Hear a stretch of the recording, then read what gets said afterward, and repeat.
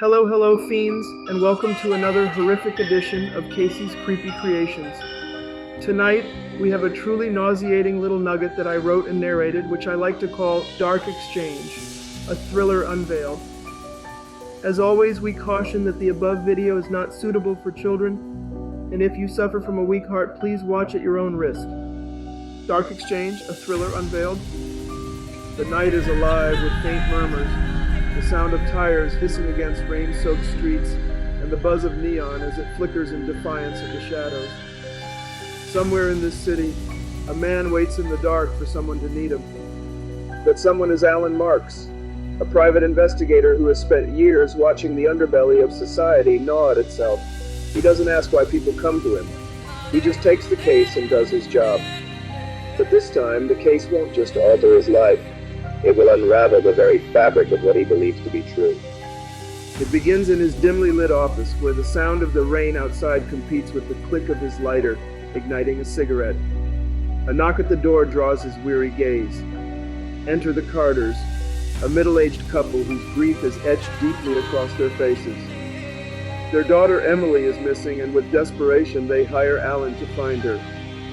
But sometimes the answers we search for aren't meant to be found. Emily Carter's life seemed ordinary, none of the chaos or conflict typical of Alan's usual cases. But as he combs through her daily activities and friends, something doesn't add up. Her co-workers describe her as cheerful, but mention she often talked about someone watching her. Her roommates recall a sleepless Emily, comforted only by locking all doors and windows.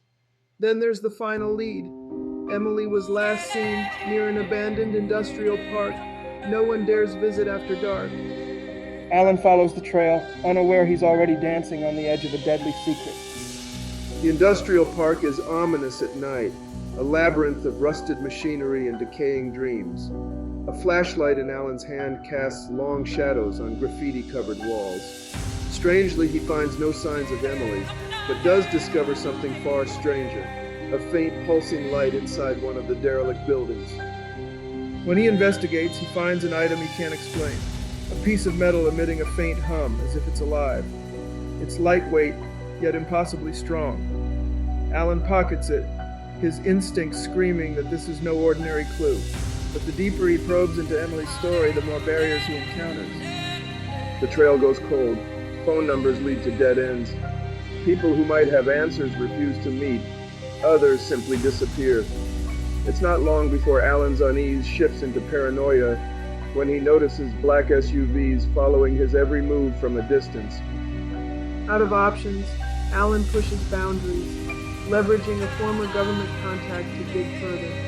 The contact, a whistleblower named Dr. Lennox, agrees to meet. Over cups of stale diner coffee late one night, Lennox spills fragments of a horrifying truth. The government has long been involved in an unholy exchange. Human lives are traded to an extraterrestrial species in return for technology that has catapulted human progress decades ahead of its time. Energy-efficient systems, groundbreaking medical devices, and even modern surveillance equipment, all gifts provided the trade continues. For the first time in Alan's career, he feels small, like a single raindrop in the flood of corruption. Emily wasn't kidnapped, Lennox explains. She was chosen. With new urgency, Alan begins to connect the dots. Reports of missing persons near heavily guarded locations. Strange incidents of security breaches smoothed over without public inquiry. But it gets worse. The aliens these beings humanity is so keen to bargain with are not passive partners. They collect new subjects for their experiments, testing limits of the human body for unknown purposes. And now they've grown restless. Unlike governments, they're not interested in deniability. They've begun haunting those left behind. A population tormented by flashes of unnatural light, whispered voices in the dark, and strange markings on their bodies.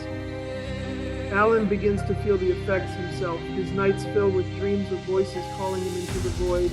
His pocket buzzes inexplicably as if the device he pocketed pulses alive, trying to communicate with something he cannot see. Determined, Alan and Lennox break into an off-limits facility suspected of housing the program's darkest secrets. They uncover horrors, Rows of humans in stasis pods, suspended between life and death, their minds altered beyond recognition. Lennox looks at Alan with eyes full of regret. "This is the price we paid," he whispers. The two narrowly escape after a harrowing encounter, one that nearly cost their lives when shadowy operatives corner them. They emerge unscathed physically, but the burden of the truth weighs heavier with each passing second. As Alan inches closer to the truth about Emily's fate, the aliens themselves take notice. For the first time, Alan encounters their chilling capabilities.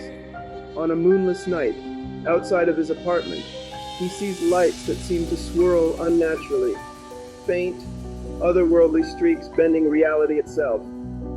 Through sheer force of will, he evades an abduction attempt, but it becomes clear the aliens want silence, and the government will eliminate anyone that threatens their delicate arrangement. Emily's disappearance is more than a puzzle now, it's a war on Alan's soul. Can he find her while untangling himself from this escalating nightmare? Alan pushes forward and locates Emily, or what's left of her. She's alive but altered. Her eyes, once warm, now contain an emptiness chilling enough to freeze Alan's breath. Emily's rescue sparks a chain reaction. Lennox leaks files documenting the trade, exposing the government's deal to a horrified public. Protests erupt. Trust in governance collapses. But their victory feels hollow. The aliens retaliate swiftly, proving they were never simply passive observers. Strange occurrences spike globally, from abductions in major cities to mass blackouts triggered by alien devices. Humanity's dependence on their technology begins to tear society apart. Ironically, the very tools that enhance civilization now threaten its survival. The world is left reeling, divided by believers and skeptics. The fabric of human society is frayed, relationships poisoned by mistrust. In isolation, Alan reflects on his actions. He's toppled a conspiracy but wonders if the truth offers justice, or simply doom. At the edge of his broken resolve, Alan decides to vanish, retreating into the shadows to escape both the government's hunt and the aliens' wrath. Yet even in hiding, the whir of alien signals finds him occasionally. "What now?" he mutters one final time, eyes scanning a cold, unfamiliar sky. The answer never comes, but the lights above flicker in response. Somewhere, something is watching, and it's not done with him yet. Dark Exchange explores the tension between humanity's morals and its quest for advancement, all while delivering chilling suspense. Alan Marx's journey isn't just about uncovering a conspiracy, it's about shining a light where society desperately wishes to avoid. But some shadows are too deep, and some truths are too monstrous to behold. What would you trade? And could you live with the cost? Well, boils and ghouls, we've come to the end of yet another terrifying tale. If you've liked what you've seen, please feel free to drop us a like, a comment, or maybe even a subscription. They may seem like little things to you, but they mean a lot to us here at the dungeon. Thanks, and unpleasant dreams until we meet again.